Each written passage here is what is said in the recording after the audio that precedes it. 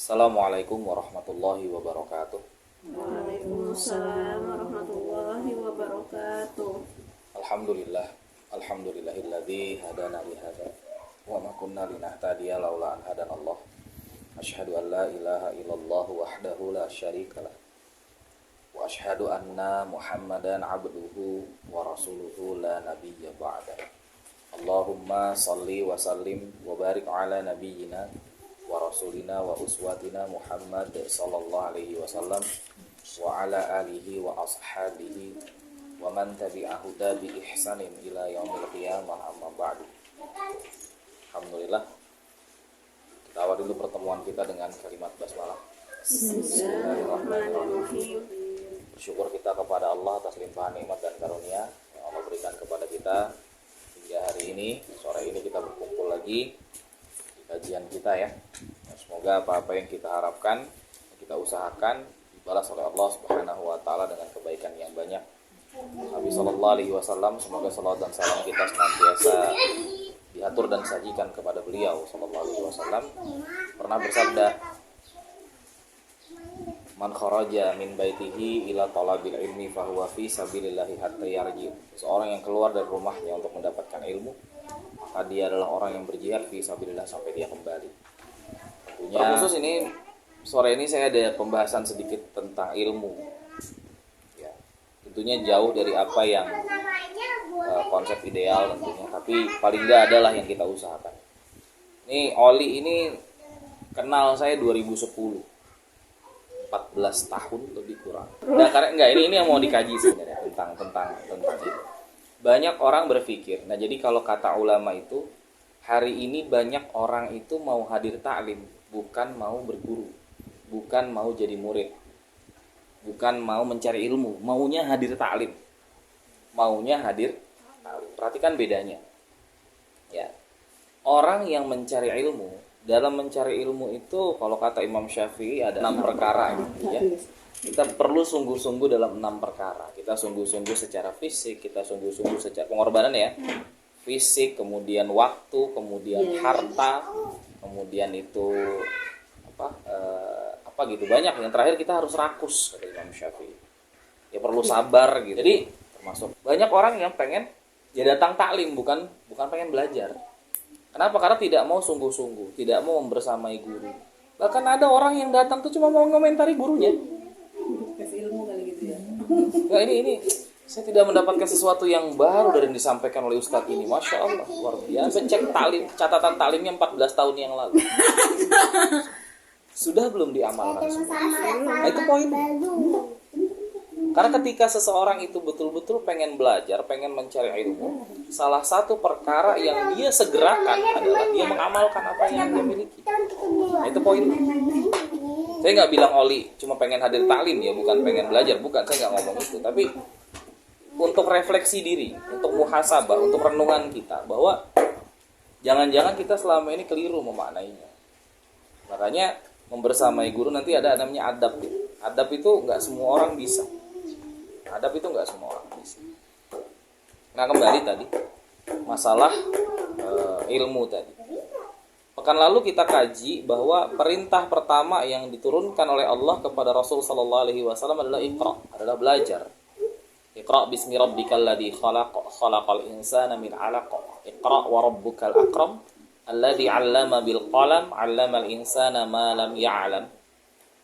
Dan itu adalah perintah yang menjadi pondasi dalam penegakan nanti yang namanya wa ma khalaqatul jinna wal insa illa liya'budun. Kan gitu ya. Pekan lalu kan itu intinya. Nah, terkait dengan tolabul ilmi tadi.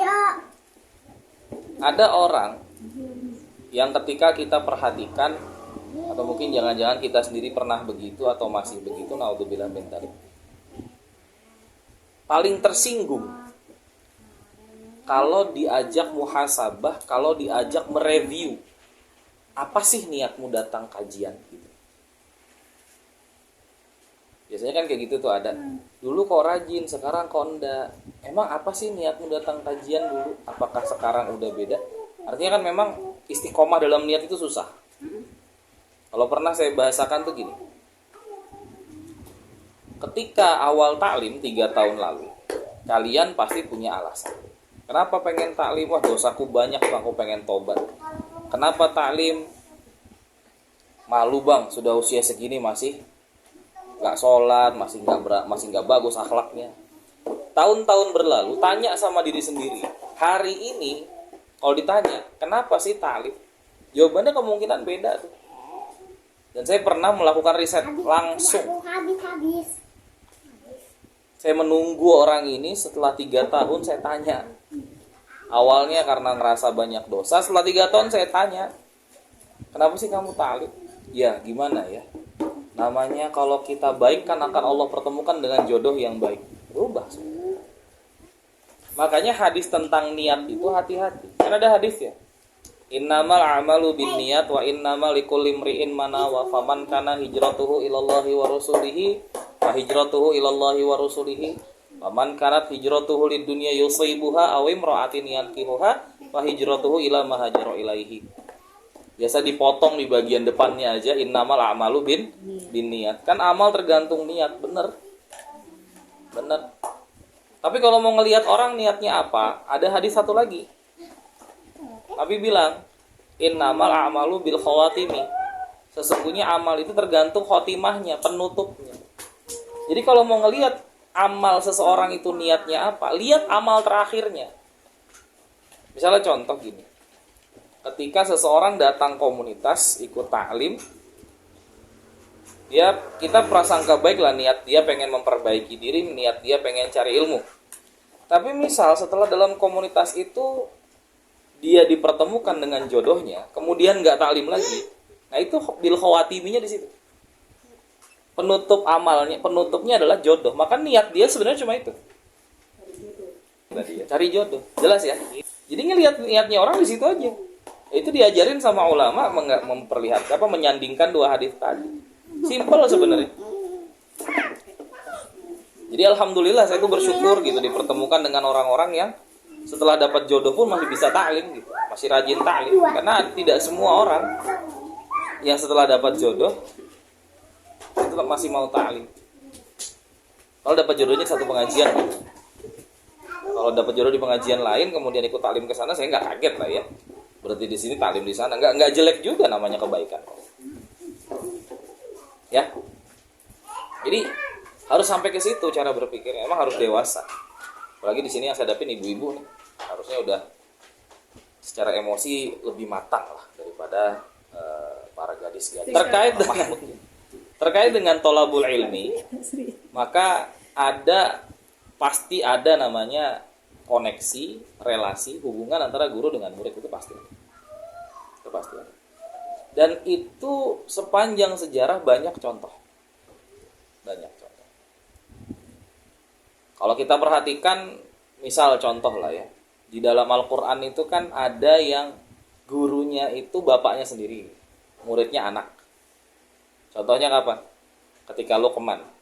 Wa idh qala Luqman li banihi. Dan ingatlah ketika Luqman berkata kepada anaknya, ya bunayya la tusyrik billah. Wahai anakku, janganlah kalian syirik kepada Allah. Inna syirka la dzulmun adzim. Sesungguhnya syirik itu adalah kezaliman yang paling agung. Ya. Artinya ini Luqman mendidik anaknya. Luqman jadi guru, anaknya jadi murid. Dan ini adalah salah satunya yang menjadi dasar parenting. Jadi parenting itu emang anak dididik oleh orang tua. Tapi ada nggak dalam Al-Quran anak yang mendidik orang tua? Ibrahim, betul, alaihissalam. Wa idh qala Ibrahim li abihi Azar. Dan ketika Nabi Ibrahim berkata kepada bapaknya Azar tentang kenapa kalian menyembah patung. Artinya ada pendidikan sebaliknya. Jadi pendidikan itu dalam Islam itu objektif. Islam itu sangat objektif. Tidak selamanya yang lebih tua itu benar. Dan tidak selamanya yang lebih muda itu salah. Jelas ya? Bisa nggak suatu waktu nanti ibunya yang salah, anaknya yang benar? Bisa nggak? Bisa. Ibunya harusnya nggak boleh baper kalau anaknya mau menasehati. Jangan sampai keluar kata-kata, kamu anak kemarin sore tahu apa. Jangan.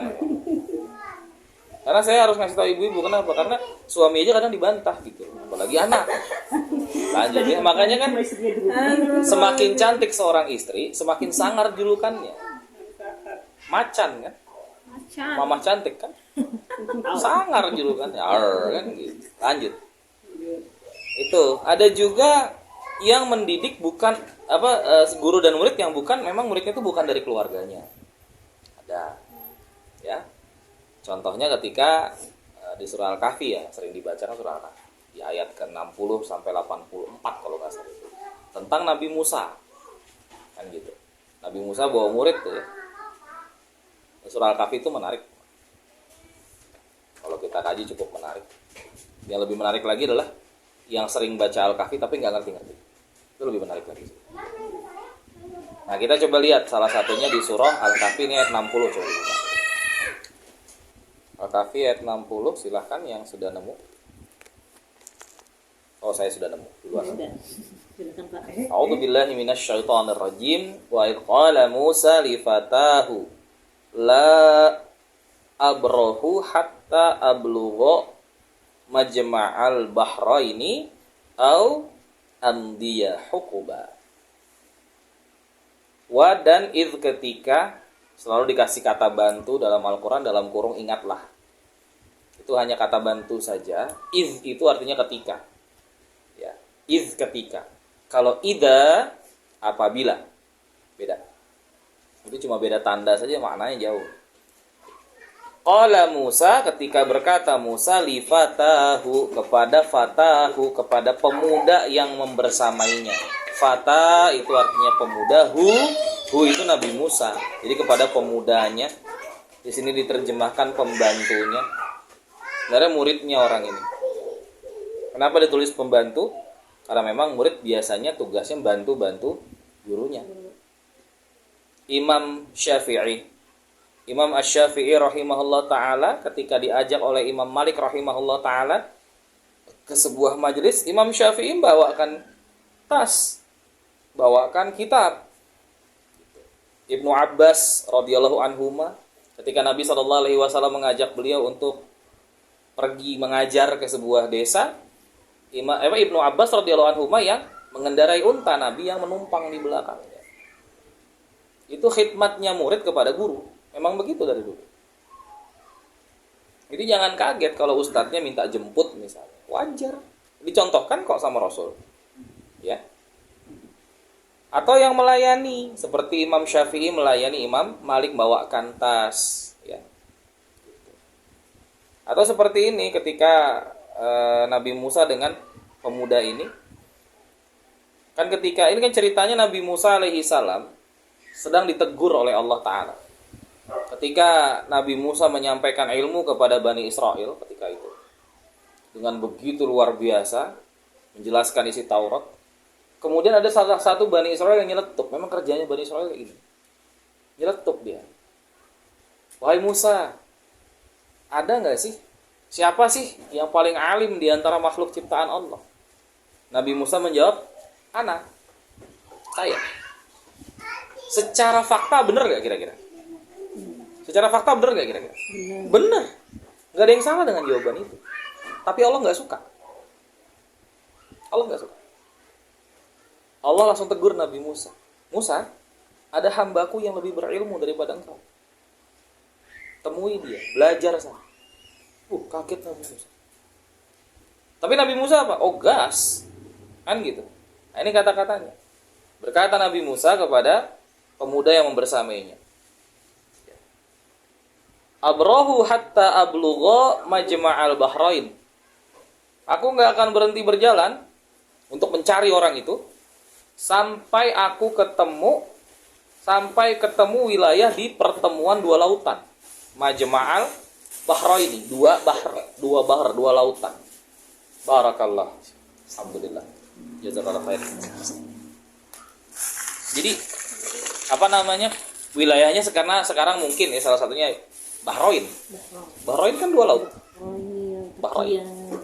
Ya, marajal bahraini yaltaqiyan bainahuma barzakhul la yabghiyan Fabi'ayyi ala'i rabbikuma tukadziban. Ini perlu saya lanjutin nggak ayatnya? Lanjut. Yang dibahas aja. Oh, ini bahasa ya, nggak usah, romannya nggak usah ya. Jadi Nabi Musa cuma ngomong, aku akan jalan sampai ke pertemuan dua lautan.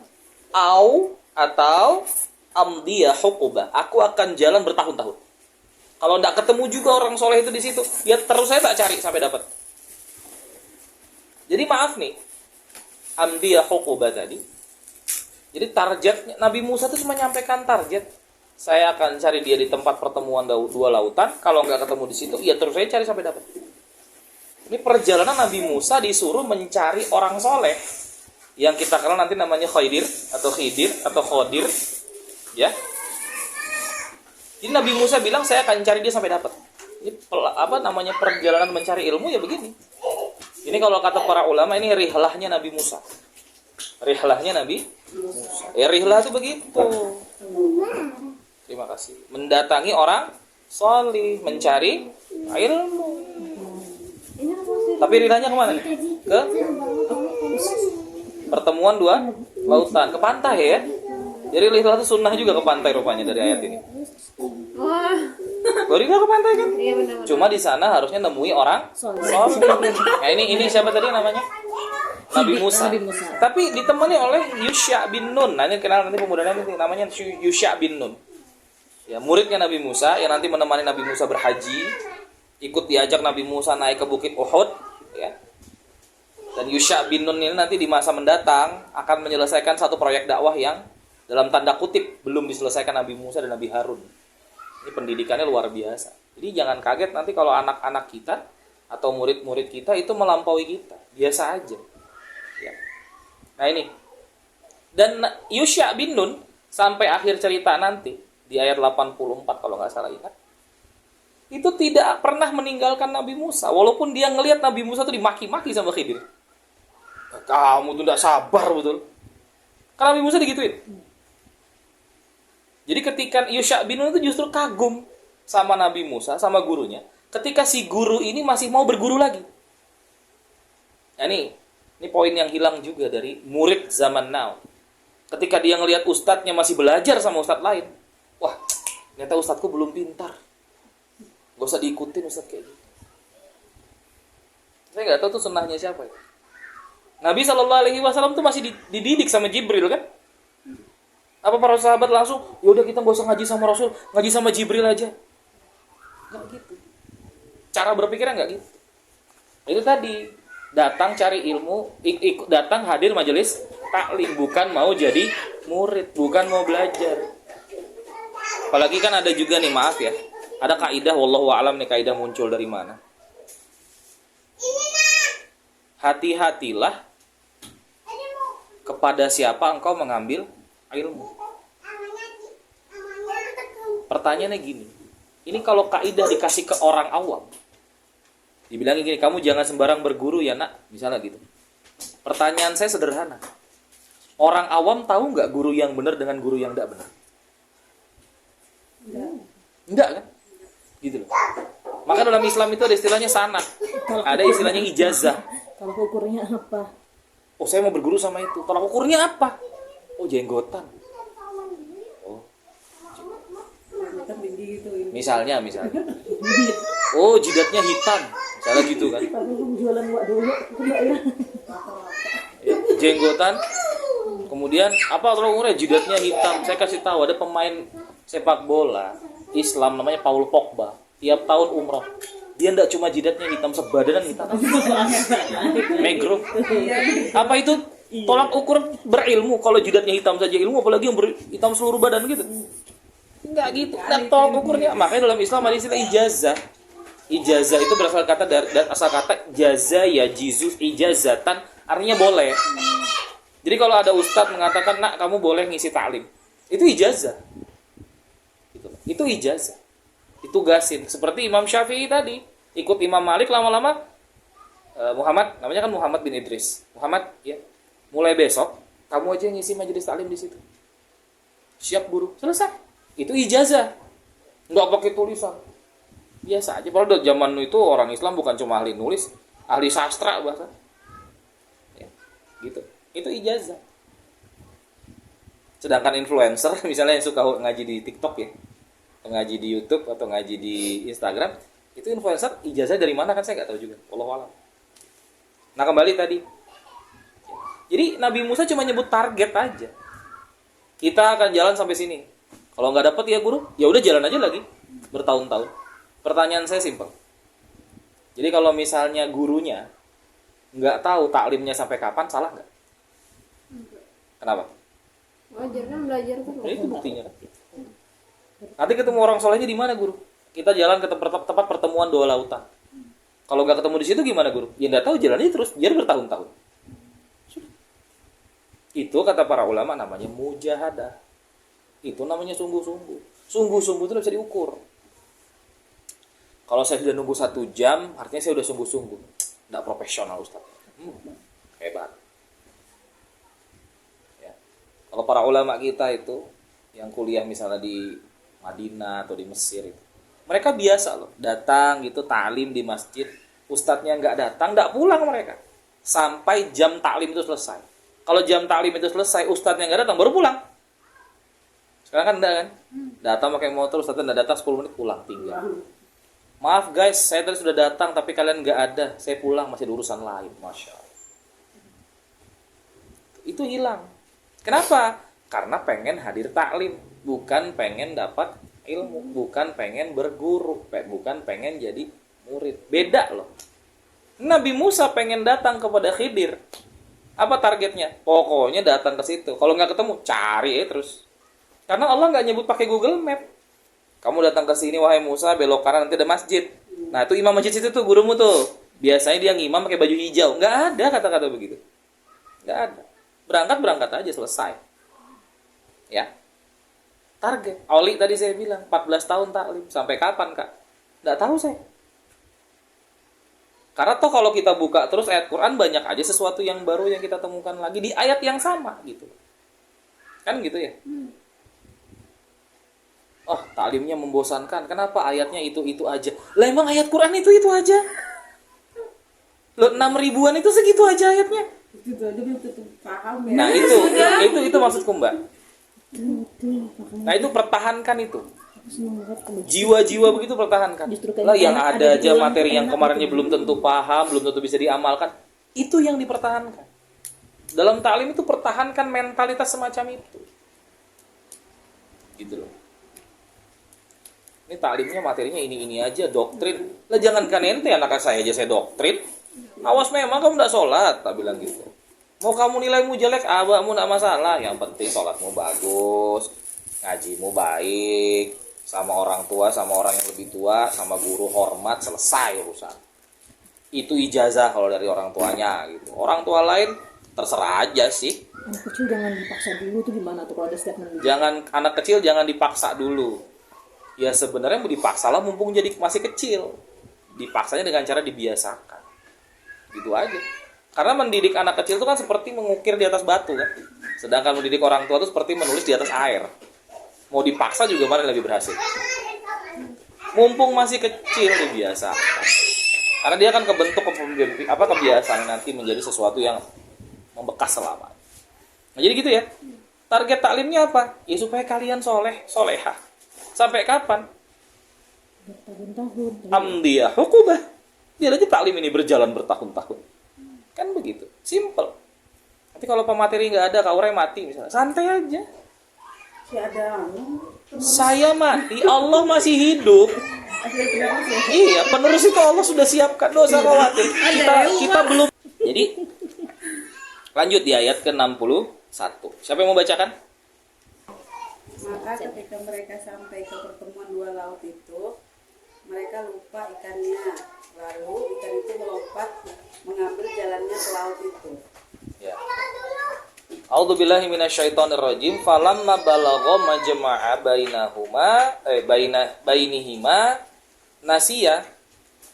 Maka ketika mereka sampai ke pertemuan dua lautan tadi, bainahima nisiya. Mereka berdua lupa niatnya mau nyampe situ.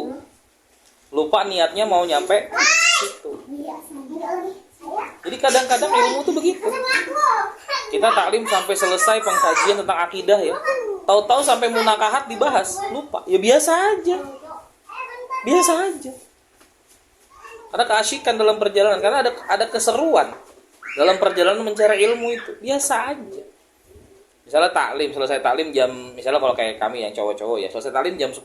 Kadang sampai rumah setengah 12. Kenapa? Ada keseruan di situ. Biasa aja.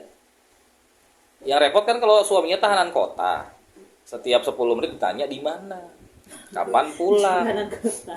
Dia nahan dirinya. PAP. Bisa salah. Nasia, maka mereka berdua lupa. Hutahuma, mereka berdua lupa. Lupa kepada apa? Lupa lauk. Ya. Fatakhoda sabilahu. Maka kemudian ikan yang mereka bawa, ternyata mereka bawa ikan. Nggak disebut ya di sebelumnya ya. Mengambil jalan ke laut. Fil bahri saroba. Mereka ikan itu lompat hidup lagi. Jadi ikannya itu sebenarnya udah mati. Ikannya udah mati.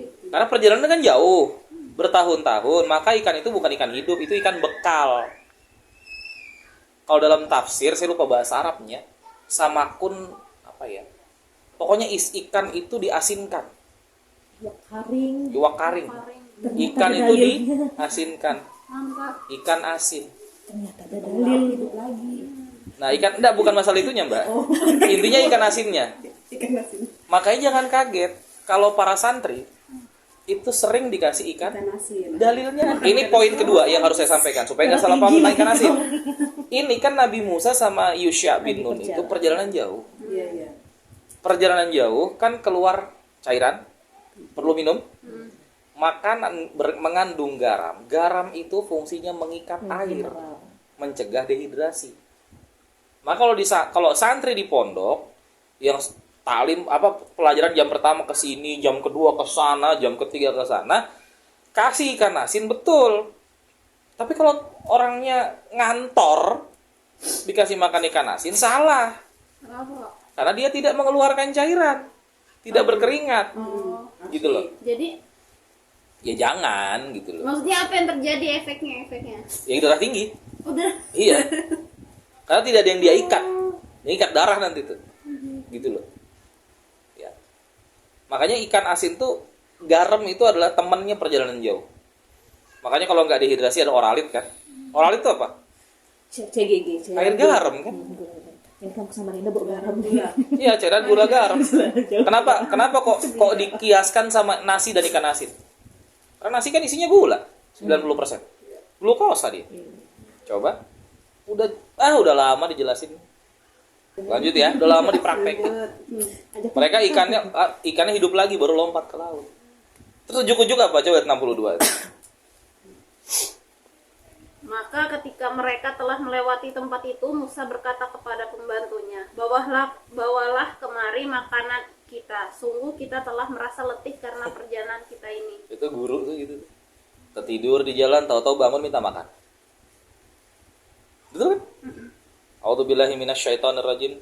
Falamma jawaza qala li fatahu atina ghada'ana laqad fina min safarina hada nasaba. Gitu. Ketika mereka udah ngelewatin tempat pertemuan dua lautan, terbangun Nabi Musa. Itu kan pakai unta kan. Mana makanan? Makan yuk. Lapar nah, capek habis perjalanan. Ya guru tuh begitu. Jadi muridnya nungguin, gurunya tertidur, dijaga. Ya biasa aja. Ya kan seperti Abu Bakar waktu Nabi tidur di gua Thur. Diam kan Abu Bakar kan? Nungguin kan? Sampai Abu Bakar disengat sama kalajengking kan itu. Dalam riwayat yang lain digigit ular. Ya, emang begitu. Itu namanya khidmat. Walaupun sebagian ada yang mengatakan itu perbudakan spiritual banget namanya. Ya wajar lah, yang ngomong nggak ngaji soalnya. Biasa. Atau kecuali mungkin diperlakukan semena-mena Lah bagaimana? kalau itu lain cerita. Benar perbudakan begitu ya. Ini kan membicarakan posisinya murid kepada guru, bukan guru kepada murid. Kalau guru kepada murid mungkin semena-mena. Ini kan murid ke guru tadi. Tadi kita bicaranya khidmat. Ya. Tentu Nabi Musa tidak perlu dibahas adalah suri tauladan ketika itu. Uswatun hasanahnya Bani Israel kan Nabi Musa. Maka ketika sudah mendapatkan keteladanan seperti itu, maka sangat wajar ketika Yusha bin Nun memberikan khidmat yang setinggi-tingginya. Ya. Gitu. Ini 3 ayat nih kita udah kaji. Ya. Jadi yang pertama apa? Nabi Musa cuma masang target. Saya pengen nemui orang ini di tempat pertemuan 2 lautan. Rencana cadangannya apa? Ya enggak tahu, jalan aja walaupun masih harus makan waktu bertahun. Jadi maaf nih, bahkan selevel Nabi pun kadang-kadang nggak ngerti solusi umat. Karena Allah pengen menanamkan kepada para Nabi dan para Rasul bahwa yang memberikan solusi itu Allah, bukan dia, bukan mereka, bukan kita, bukan saya. Jadi kalau kadang-kadang ditanya, Kak Ore gimana nih ngadapin yang gini-gini? Wallahu a'lam. Ya sudah, ya begitu, biasa aja. Jelas ya? Yang pertama. Yang kedua, ternyata beliau berdua ini masih bisa kena yang namanya lupa. Kan lupa tuh sama ikan tuh. Lupa sama target tuh. Karena keasyikan dalam perjalanan, saking serunya dalam mencari ilmu. Lupa, biasa saja. Siapapun kita bisa khilaf. Coba bedanya kalau para nabi, salahnya tidak terhitung dosa. Khilafnya tidak jadi maksiat. Itu para nabi. Lain kalau kita-kita yang manusia biasa ini, bisa khilafnya, salahnya bisa jadi dosa. Kalau para nabi enggak. Karena nabi emang para nabi maksum ya, bebas dari dosa. Ya. Gitu. Kemudian itu bangun, coba bos ini makanannya. Ya begini. Guru murid tuh begini. Dan masya Allah, Yusha bin Nun ya apa? Ya dibawakan. Gitu. Nah, diulang nih kalimatnya adalah fatahunya muncul lagi. Mereka Nabi Musa berkata lagi kepada pembantunya itu, kepada pemuda yang membersamainya itu. Ya, di fatahunya muncul lagi. Nah, dalam kaidah bahasa Arab ada namanya mudhof. Mudhof itu adalah kata yang bersandar kepada kata yang lain. Kata yang bersandar kepada kata yang lain, tapi dua-duanya sama-sama kata benda, sama-sama isim. Ya, mudhof. Fatahu, dia bersandar kepada dhamir. Fata ini pemuda, hu itu Nabi Musa. Ya. Atau kita ambil contoh yang paling gampang, paling sering kita sebut. Rasulullah. Rasul bersandar kepada Allah. Ya kan? Emang seperti itu. Rasulullah. Atau misal contoh. Minbar. Mimbar dan bersandar pada masjid. Minbar al-masjid. Itu namanya mudhof. Yang disandari namanya mudhof ilaih. Mudhof ilaihi. Yang disandari. Kalau yang bersandar namanya mudhof, yang disandari namanya mudhof ilaihi. Ya. Uniknya dalam kaidah bahasa Arab, mudhof itu pasti bentuknya bisa berubah. Contoh tadi minbar atau rasul. Ada ayat yang menyebutkan Rasulullah. Ada yang menyebutkan Rasulullah. Ada yang menyebutkan Rasulillah. Jadi ujungnya bisa fathah, bisa kasrah, bisa dhammah. Tapi Allahnya nggak berubah. Inni Rasulullahi ilaikum. Ya. Coba kita lihat di surah As-Saff. Surah ke-61 ayat ke-5.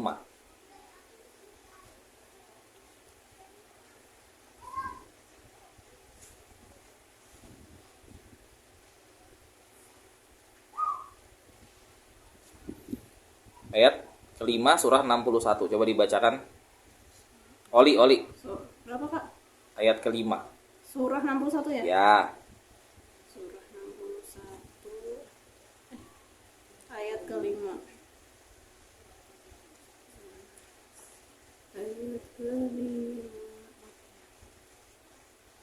Dan ingatlah ketika Musa berkata kepada kaumnya, "Wahai kaumku, mengapa kamu menyakitiku, padahal kamu sungguh mengetahui bahwa sesungguhnya aku utusan Allah kepadamu." Maka ketika mereka berpaling dari kebenaran, Allah memalingkan hati mereka dan Allah tidak memberi petunjuk kepada kaum yang fasik. Ya, perhatikan ya. A'udzu billahi minasyaitonir rajim. Wa idz qala Musa liqaumihi ya qaumi lima tu'dzunani wa qad ta'lamuna anni rasulullahi ilaikum. Tadi kalimatnya apa? Rasulullahi. Rasulullahi. Perhatikan ya. Rasulullahi. Ayat kedua. Surah 49 ayat kedua. Tadi kan tuh Arabnya ya. A'udzubillahi minasyaitonir rajim. Tadi Rasulullah ya, yang pertama di Asaf. Yang ini wa'lamu anna fikum Rasulullah. Dia fathah. Tadi yang pertama dhammah. Tadi yang pertama apa? Dhammah. Yang kedua fathah. Beda apa sama? Beda. Itu ada banyak yang seperti dalam Al-Qur'an. Itu mudhaf. Ada Rasulillah. Ya, ada Rasulullah, ada Rasulullah. Itu mudhaf. Tapi perhatikan kalimat mudhaf ilaihinya.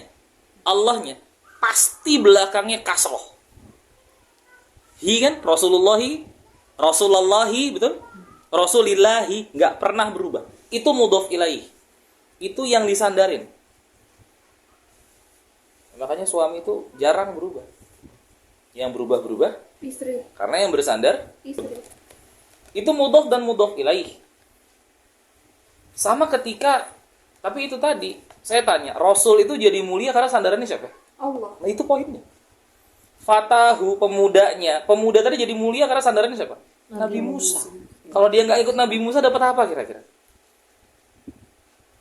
Dalam dunia pendidikan, itulah murid. Murid itu kadang kasroh, kadang fathah, kadang dhammah. Yang penting dia nempel aja sama gurunya. Makanya kalau, apalagi Mbak, ini tiga-tiga pernah kerja di sekolah nih. PU, dapur ya Mbak ya, guru. Nah coba, tiga-tiga pernah kerja di sekolah. Saya pernah bongkar tanah, bongkar gunung buat bangun sekolah. Di Al-Hayat. Coba perhatikan. Saya tanya, murid tuh beda-beda apa sama semua? Beda-beda. Dan guru tidak boleh berubah. Yang nggak boleh berubah gurunya. Aduh, poli gimana ya? Yang nggak boleh berubah gurunya. Murid itu gitu. Kadang fathah, kadang dhammah, kadang kasroh. Tapi kalau guru, orang berilmu, dia sudah harus kasroh aja. Kok kasroh kau Rah? Gini. Dhammah itu kan artinya ngumpul. Karena ketika mengucapkan dhammah, mulut kita Monyong. ketemu. Mencucu. Monyong, ketemu kan? Mu itu dhammah. Fathah itu artinya asal kata fatihah, membuka. Iftah. Makanya begitu diucap mulut kita gitu kan? Kalau kasroh artinya pecah. Makanya nyebar. Makanya kasroh itu ini ujung dua mulut ini harus ke samping. Nggak boleh gini. Jaim nggak boleh. Gitu. Nanti Menarik jelek ya, kalau jadi saling menarik gitu. iya, itu pecah. Loh kalau gitu kalau mudhof ilaihinya kasroh, artinya gurunya pecah. Enggak. Perhatikan tanda kasroh itu. Tanda kasroh adalah satu-satunya tanda baca yang letaknya di Untuk ilahi lagi. Wah, Bawah. Oh. kasroh adalah satu-satunya tanda baca dalam bahasa Arab yang letaknya di bawah. Maksudnya apa? Kalau tadi dalam pendidikan, murid itu macam-macam, guru itu satu. Harus tetap. Jangan pernah berubah. A ya A, B ya B. Kalau dalam kepemimpinan, umat itu macam-macam. Aneh-aneh maunya.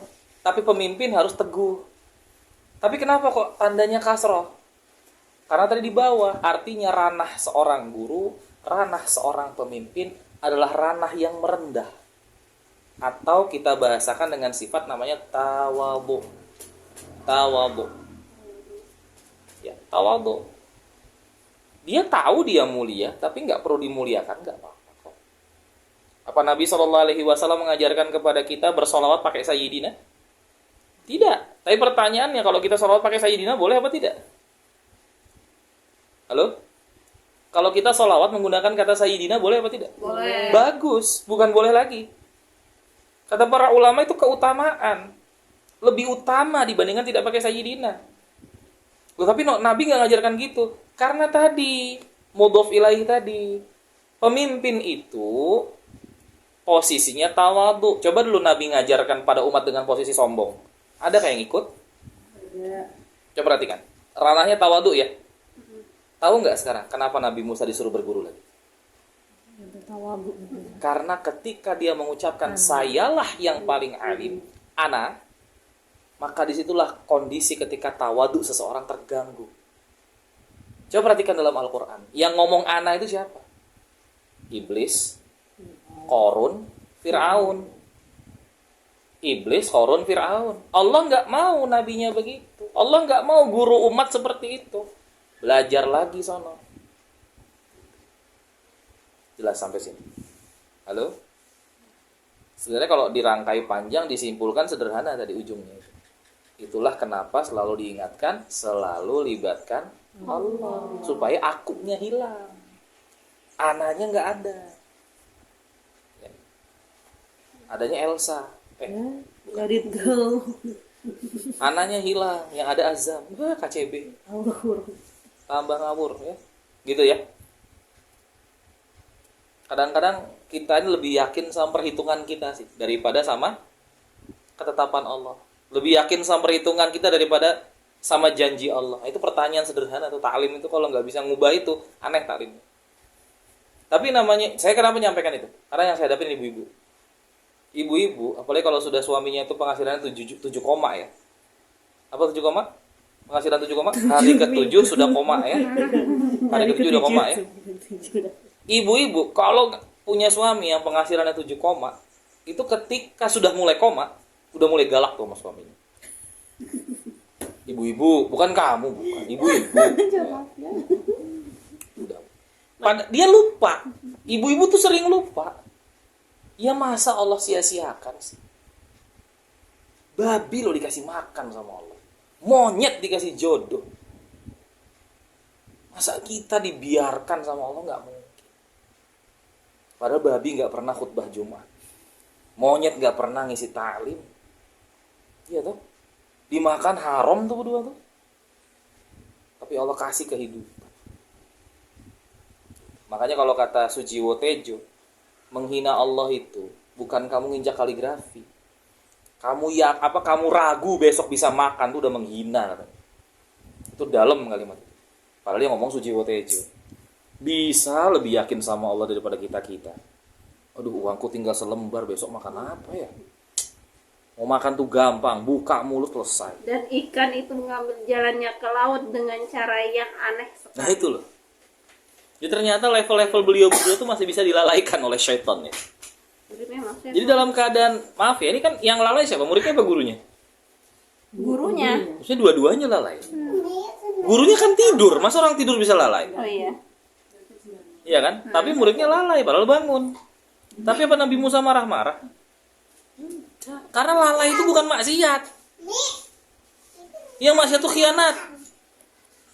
Perhatikan kalimatnya. Lalai itu bukan maksiat. Maksiat itu kalau berkhianat. Pahami ya?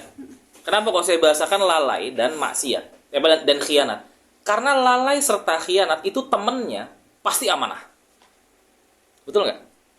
Kapan seseorang dianggap lalai? Ketika dia tidak menjalankan amanah. Kapan seseorang dianggap berkhianat? Ketika juga dia sedang menjalankan amanah. Kemudian dia berbalik, kan gitu. Nah kadang-kadang kita ini nganggap orang yang dikasih amanah terus nggak ngerjakan. Berkhianat ini. Penjahat ini. Dikasih penilaian aneh-aneh. Enggak, padahal bisa jadi dia lalai. Kita yang tidak memperhatikan kondisi dia.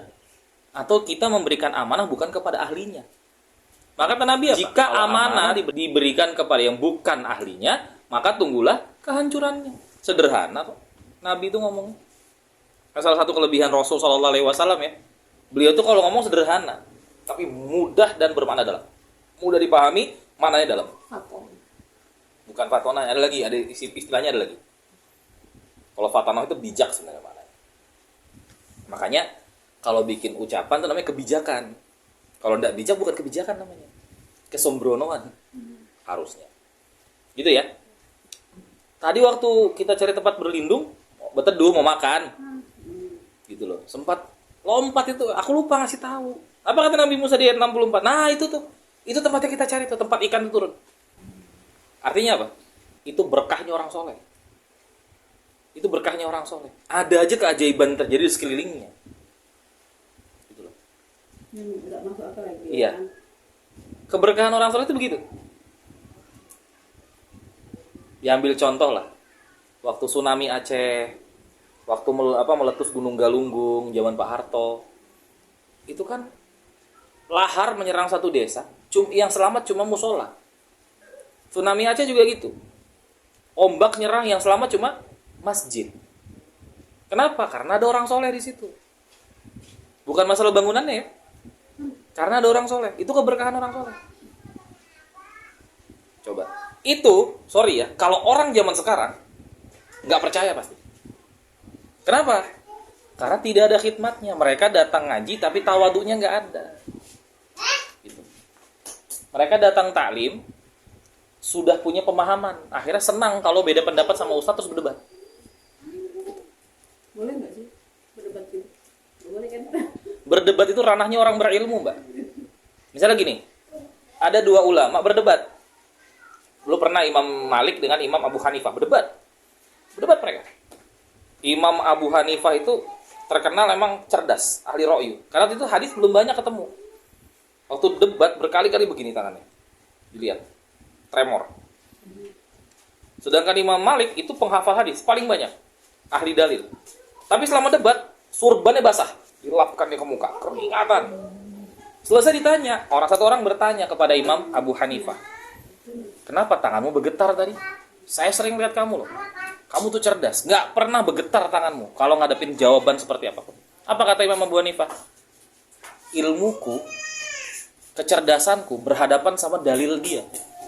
Makanya aku takut. Imam Abu Hanifah tuh takut kalau jawaban beliau yang memang cerdas itu dianggap lebih tinggi daripada hafalan Imam Malik. Padahal Imam Malik tuh hafalannya dalil. Terus orang yang sama nanya ke Imam Malik, sampai basah itu sorban dilapkan ke muka, keringatan kenapa sih? Aku baru sekali ini loh nemukan makhluk Allah yang cerdasnya kayak dia. Belum selesai kita bacakan ayat atau hadis, dia udah tahu jawabannya apa yang akan kita tanya. Coba. Itu ranah berdebat. Itu ranahnya para ulama. Kalau Imam Malik dengan Imam Abu Hanifah berdebat, gak usah dicari siapa yang salah.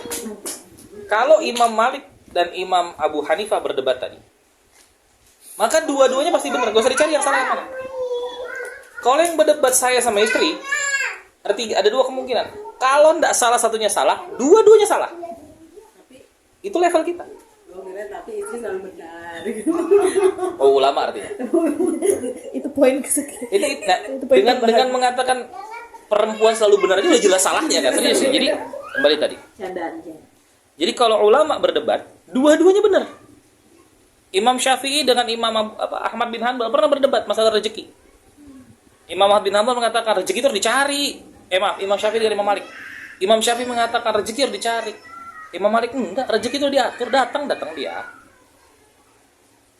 Setengah jengkel Imam Syafi'i sama gurunya, pergi dia ke pasar kerja. Jadi kuli, angkut gitu kan. Tutup muka dia, biar nggak ketahuan dia siapa. Ketahuan ustadznya angkut-angkut, masalah nanti di kota itu. Wih, ustadz jadi kuli, repot. Tutup muka Imam Syafi'i, bantu jadi kuli. Dapat uang, belikannya kurma. Datang dia ke Imam Malik. Guru, ada kurma? Ya. Dapat dari mana? Saya kerja tadi. Oh iya sudah. Makan guru. Makan Imam Malik. Duluan. Bukan Imam Syafi'i duluan makan. Imam Malik yang duluan makan. Gurunya sibuk aja baca buku. Tuh guru, betul kan saya? Betul apa? Kan saya bilang rezeki dapat dari kerja, diusahakan. Saya kerja dapat tuh. Ketawa Imam Malik. Lah, yang benar saya dong. Kenapa? Lah kamu kerja kan? Iya. Saya diam-diam aja dapat nih. Kan saya udah bilang rezeki datang sendiri. Akhirnya apa? Dua-duanya ketawa. Jadi yang salah siapa? Simple. Iya kan? Kita mikir kok bisa ya? Iya emang karena kita bukan level orang berilmu, agak bodoh-bodoh emang wajar. Kalau nggak nyambung, biasa. Ya, jadi kalau ulama berdebat wajar. Pertanyaan saya simpel, ketika bertemu Khidir dengan Musa, pertanyaan saya, yang lebih mulia siapa? Musa. Bukan itu. Ulil amri. Nabi Musa lebih mulia memang. Kenapa? Karena dia nabi di saat itu, ulil amri, pemimpin umat, pasti lebih mulia.